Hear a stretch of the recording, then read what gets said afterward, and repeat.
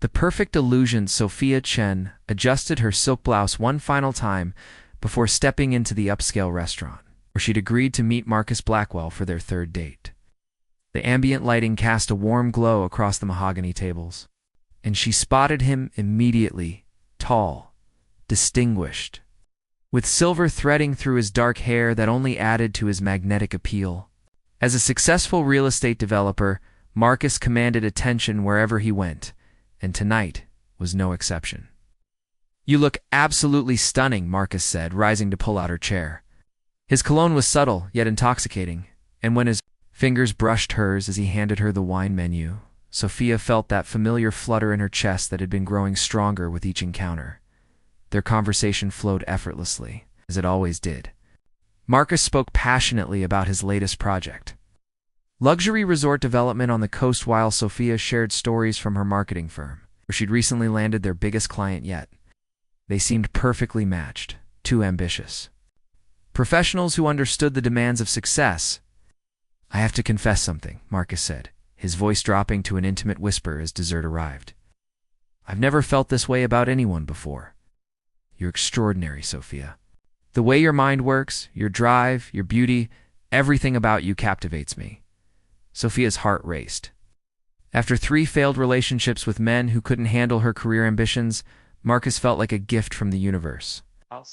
Here was someone who not only appreciated her success, but matched it with his own. "I feel the same way," she admitted, reaching across the table to touch his hand. "It's like we were meant to find each other." The evening continued with a moonlit walk through the city's historic district, where Marcus pointed out buildings he'd helped develop. His arm around her waist felt natural, protective, and when he kissed her goodnight outside her apartment, Sophia was certain she'd found her soulmate. For the next 2 months, their romance intensified rapidly. Marcus showered her with thoughtful gifts, rare books for her collection, tickets to sold-out shows, weekend getaways to his cabin in the mountains. He introduced her to his business associates, proudly calling her the brilliant woman who's stolen my heart. Sophia had never felt so cherished, so seen, which made the discovery all the more devastating. She'd stopped by Marcus's office to surprise him with lunch when his assistant, clearly flustered, mentioned something about Mrs. Blackwell's legal papers. The words hung in the air like a death sentence. "Mrs. Blackwell?" Sophia repeated, her voice barely above a whisper.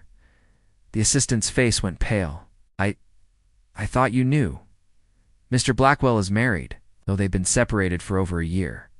Now, the carefully prepared lunch slipped from Sophia's hands, containers scattering across the marble floor. Her perfect love story crumbled in an instant, replaced by the cold reality that she'd been living a lie. Marcus wasn't the available, devoted man she'd fallen for. He was someone else's husband, and she'd unknowingly become the other woman in a story she'd never wanted to be part of. Playing the game, the confrontation came that evening in Marcus's penthouse apartment, where Sophia had spent so many blissful nights. The city lights twinkled below them through floor-to-ceiling windows. But the romantic ambience now felt like a mockery of everything she'd believed to be true. "You should have told me," Sophia said, her voice steady, despite the turmoil raging. Inside her, she stood near the window, arms crossed, refusing to sit down as if that might make this conversation easier. Marcus poured himself a scotch with shaking hands. "I wanted to, Sophia. God, you have to believe me. But I was terrified of losing you before you understood the situation." "What situation? That you're married? That my marriage has been dead for years?" Marcus set down his glass and moved toward her, but Sophia stepped back. "Victoria and I. We're like strangers living separate lives. We haven't shared a bed in over 2 years. The only reason we haven't divorced yet is because of her family's business interests tied up with mine." Sophia wanted to leave, to walk away from this mess with whatever dignity remained. But when Marcus continued speaking, his vulnerability seemed so genuine that doubt crept in. "I never expected to fall in love again," he said, his voice breaking slightly. "Then you walked into my life and changed everything. You made me remember what it feels like to be truly alive, truly happy. I can't lose that, Sophia. I can't lose you." Against her better judgment, Sophia found herself listening as Marcus explained the complexities of his situation. Victoria came from old money. Her family's investment firm had been crucial to several of Marcus's biggest developments. A divorce would be financially catastrophic, but he was willing to risk everything for their love. "I'm filing the papers next week," Marcus promised, taking her hands in his.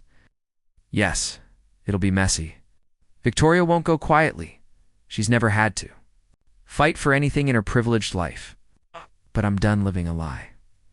I want to build a real future with you."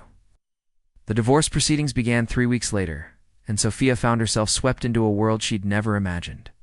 Victoria Blackwell was everything Sophia expected from old money elegant, composed with the kind of understated beauty that came from generations of good breeding.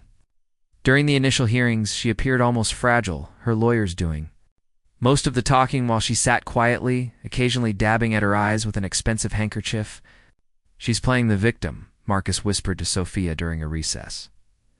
"It's all an act to win sympathy from the judge." Sophia watched Victoria across the courtroom and felt an unexpected pang of guilt. This woman's life was being dismantled in public, and Sophia was part of the reason why. But Marcus's reassurance that their marriage had been over long before Sophia appeared helped quiet her conscience. As weeks turned into months, the proceedings grew uglier. Victoria's lawyers painted Marcus as a serial cheater who had abandoned his wife for a younger woman. They questioned Sophia's integrity, suggesting she'd deliberately pursued a married man for financial gain. The accusations stung, but Marcus's unwavering support kept her strong. "They're desperate," he told her, after a particularly brutal day in court. "Victoria knows she's losing, so she's resorting to character assassination. But the truth will come out that our marriage was a business arrangement that died years ago." Sophia began to believe they would weather this storm together. Victoria seemed to be crumbling under the pressure, growing thinner and more withdrawn with each court appearance. Her case appeared weak, built more on emotion than evidence. Marcus's confidence was infectious, and Sophia allowed herself to imagine their life after the divorce was finalized, perhaps a wedding of their own. The family they'd talked about, the empire they could build together. She had no idea that Victoria Blackwell was far more strategic than anyone realized, and that the final act of this drama would shatter everything Sophia thought she knew about love, loyalty, and the man she'd given up everything to fight for. The truth unveiled. The final day of court arrived on a gray October morning. With rain drumming against the courthouse windows like an ominous countdown, Sophia sat behind Marcus in the gallery, wearing the navy suit he'd bought her for luck. He'd said with that confident smile she'd grown to adore. After 8 grueling months of legal battles, character assassinations, and sleepless nights, victory seemed within reach. Victoria's legal team had presented their case with expected desperation, rehashing old arguments about Marcus's alleged infidelity and emotional abandonment. But they'd produced no compelling new evidence, and even the judge seemed weary of their repetitive claims. Marcus's lawyers had systematically dismantled every accusation, painting Victoria as a woman clinging to a marriage that existed only on paper. "Your Honor," Victoria's lead attorney announced, "we have one final piece of evidence to present." Sophia felt Marcus tense beside her. They'd been assured this was merely closing arguments. No new evidence was expected. A bailiff approached Victoria, who had been sitting unusually straight, her earlier fragility replaced by something Sophia couldn't quite identify. Purpose, perhaps, or satisfaction. Victoria stood and walked to the witness stand, carrying a mahogany box, her movements graceful and deliberate. Gone was the broken woman who'd spent months dabbing tears from her eyes. In her place stood someone entirely different, composed, dignified, and undeniably powerful. Your Honor. "I present these letters written by my husband, Marcus Blackwell. To me, over the past 2 years throughout the period he claims our marriage was dead." Sophia's blood turned to ice. Marcus lurched forward in his seat, his face draining of color. "That's impossible," he whispered, but his voice lacked conviction. Victoria's attorney began reading from the first letter, dated just 3 months after Sophia had started seeing Marcus. "My dearest Victoria, I know I've hurt you, and I hate myself for it. This thing with Sophia doesn't mean what you think. She's just ... helping me work through something. You're still the only woman I've ever truly loved. Please don't give up on us." The words hit Sophia like physical blows. She gripped the wooden bench as the attorney continued with letter after letter, each one more devastating than the last. Mark is pleading for Victoria's forgiveness. Mark is promising to end his temporary distraction. Mark is describing Sophia as a phase he needed to get out of his system before returning to his real life, his life with Victoria. "Please be patient with me," the attorney read from a letter dated just 6 weeks ago. "I know watching me with her is torture, but I need her to believe this is real so she doesn't become vindictive when I end it. Once the business deals are finalized and I can afford to lose her marketing connections, I'll come home to you. To us, where I belong."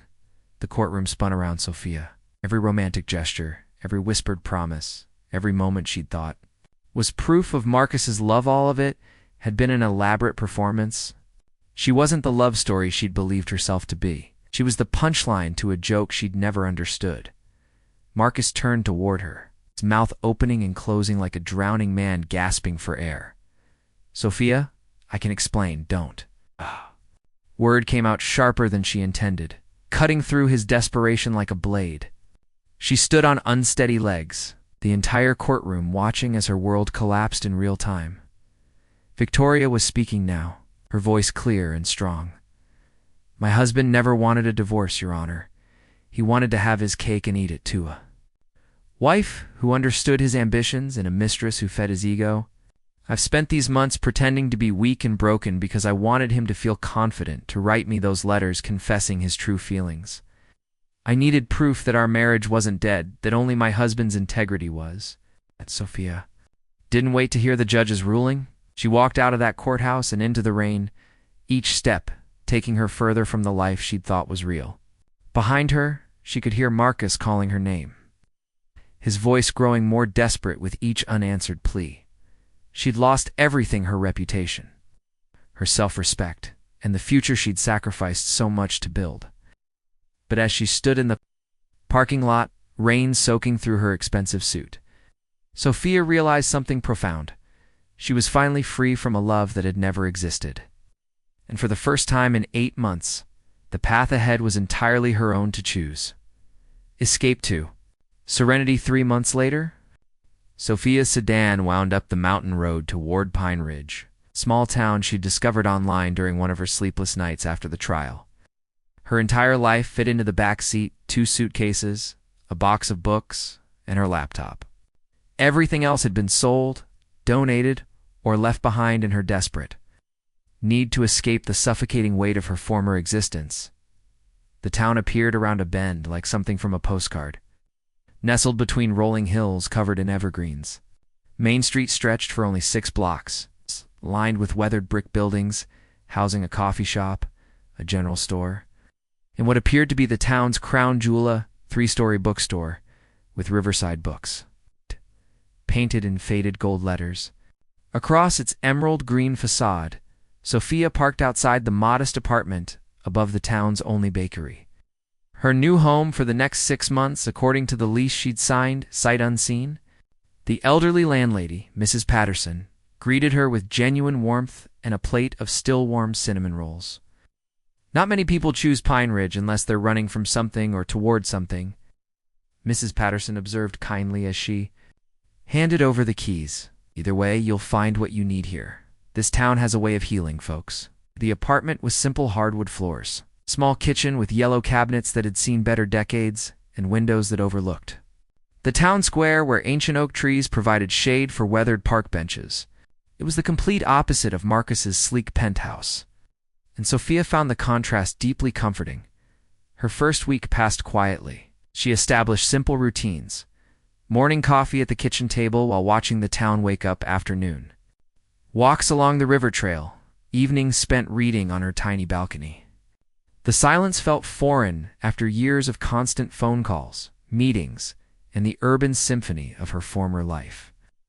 But gradually, the peace began to seep into her bones. It was during her second week that she wandered into Riverside Books, drawn by the window display featuring local authors and handwritten staff recommendations.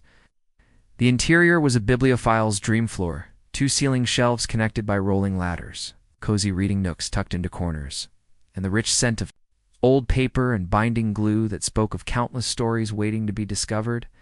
"Can I help you find anything specific?" The voice belonged to a man emerging from behind a tower of books, brushing dust from his hands. He was probably in his early 30s, with sandy brown hair that looked like he'd run his fingers through it while concentrating, and gentle hazel eyes behind wire-rimmed glasses. "Just browsing," Sophia replied, suddenly self-conscious. She'd grown accustomed to her appearance during these weeks of solitude. Minimal makeup, hair in a simple ponytail, wearing jeans and sweaters instead of tailored suits. "Beautiful store. Thanks. I'm Thomas, by the way. Thomas Hartwell. I inherited this place from my grandfather last year." His smile was genuine, reaching his eyes in a way that seemed unfamiliar after months of lawyers and false sympathy. "Sophia." She paused, realizing this was the first real introduction she'd made since arriving. "I just moved here from the city." "Ah, a fellow refugee from urban chaos," Thomas said with a knowing grin. "What brought you to our little corner of nowhere?" The question should have been painful, but something about Thomas's demeanor, unpretentious and genuinely curious rather than prying, made it feel safe. "I needed somewhere quiet to figure out what comes next," she said simply. "Well, you've definitely found quiet. And if you're looking for recommendations," he gestured toward the shelves, "I've got plenty of opinions about books. Fair warning, I tend to be passionate about stories that changed my life." Over the following weeks, Sophia found herself returning to the bookstore regularly, initially for the carefully curated selection, but increasingly for the conversations with Thomas. He recommended novels about resilience and second chances, poetry that spoke to healing, and memoirs of people who'd rebuilt their lives from scratch. They talked about books, but also about the town's history. His grandfather's legacy, Sophia's gradual adjustment to small-town rhythms. Thomas never pushed for details about her past, never made her feel like she needed to justify her presence or her silence about her previous life. Instead, he offered friendship in its purest form, without agenda, without expectation, and without the underlying calculations she'd grown so weary of in her former world. Slowly, Sophia began to remember who she'd been before Marcus, before the endless pursuit of success and status. She was someone who loved thunderstorms and terrible reality TV, who could spend hours losing herself in a good book, who found joy in simple conversations with genuine people. Thomas helped her rediscover that person, one quiet afternoon at a time. Worth the wait. Spring arrived in Pine Ridge with an explosion of wildflowers along the mountain trails and the gentle sound of the river running higher from snow melt. Sophia had been in town for nearly 8 months now, and the woman who'd fled the courthouse in devastation felt like a stranger from another lifetime. Her days had found a natural rhythm that centered around the bookstore, where she'd begun helping Thomas with inventory and organizing author events. "I have a confession," Thomas said one afternoon as they arranged chairs for a poetry reading. The late sunlight streaming through the store's windows caught the gold flecks in his eyes, and Sophia realized she'd grown to love these quiet moments when they worked side by side. "Should I be worried?" she asked, though his gentle smile suggested otherwise. "I've been wanting to ask you something for months, but I didn't want to rush you. You came here healing from something painful. I could see it in your eyes that first day, but lately—" He paused, setting down the chair he'd been positioning. "Lately, you seem like someone who's ready to stop looking backward." Oh, Quickened, not with the desperate flutter she'd once felt with Marcus, but with something deeper and more substantial. "What did you want to ask? Would you have dinner with me? Not as friends helping each other, not as the bookstore owner and his favorite volunteer, but as—" He ran his hand through his hair, a gesture she'd grown fond of. "As Thomas and Sophia, seeing where this thing between us might lead?" The question hung in the air like a prayer, gentle and full of possibility. 6 months ago, Sophia might have panicked, might have made excuses, or fled back to her apartment. But the woman she'd become in Pine Ridge understood something crucial. Love didn't have to be a battlefield where someone won and someone lost. It could be a choice to people made together, day after day, to build something real. "I'd like that, very much," she said, and watched Thomas's face light up with relief and joy. Their first official date was nothing like the elaborate productions Marcus had orchestrated. Thomas picked her up in his slightly dented pickup truck and drove her to a family-owned restaurant 20 minutes outside town, where they shared pasta and talked for hours about books, dreams, and the kind of life they each wanted to build. When he walked her to her door, he kissed her softly, without expectation or demand, just a sweet promise of more conversations, more laughter, more quiet moments discovering each other. Over the following months, their relationship deepened. With the changing seasons, Thomas introduced her to his world weekend camping trips, where they read to each other by firelight.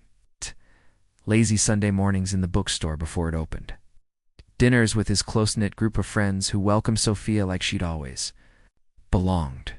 In return, she shared pieces of her story, the lessons she'd learned about ambition and authenticity, and gradually, the full truth about Marcus and why she'd needed to rebuild her life from scratch.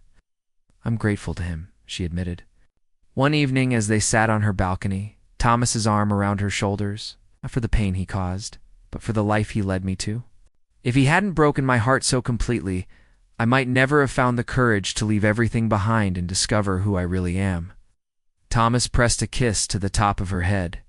"His loss was definitely my gain," he said simply, and Sophia marveled at how different this felt from Marcus's grand declarations. Thomas didn't need to convince her of his feelings with expensive gestures or flowery speeches. His love showed itself in daily kindnesses, in the way he made her coffee exactly as she liked it, in how he listened when she needed to talk and gave her space when she needed quiet. A year later, as autumn painted the mountains in shades of gold and crimson, Thomas proposed during their weekly hike to the ridge overlooking town. The ring was simple, elegant, and perfect, much like everything else about their relationship.